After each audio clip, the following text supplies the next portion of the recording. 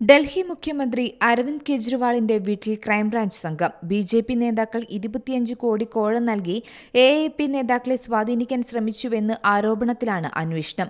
ആരോപണത്തിൽ നോട്ടീസ് നൽകാൻ ഡൽഹി പോലീസിന്റെ ക്രൈംബ്രാഞ്ച് സംഘം കെജ്രിവാളിന്റെ വീട്ടിലെത്തി.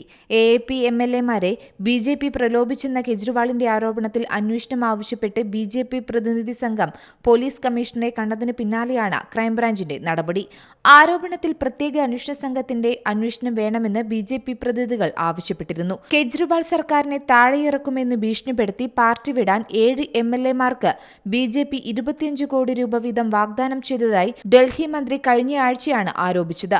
പാർട്ടി എം.എൽ.എമാരിൽ ഒരാളുമായി ബന്ധപ്പെട്ടയാളുടെ റെക്കോർഡിംഗ് ലഭ്യമാണെന്നും അത് പിന്നീട് കാണിക്കാമെന്നും അവർ അവകാശപ്പെട്ടിരുന്നു.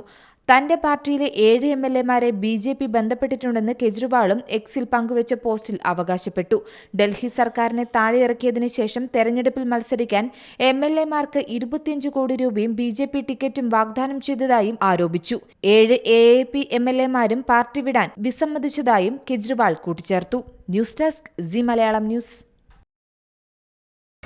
പുതിയ വാർത്തകളും വിശേഷങ്ങളും ഇനി വിരൽ തുമ്പിൽ. എല്ലാ ഡിജിറ്റൽ പ്ലാറ്റ്ഫോമുകളിലും ഇപ്പോൾ സി മലയാളം ന്യൂസ് ലഭ്യം.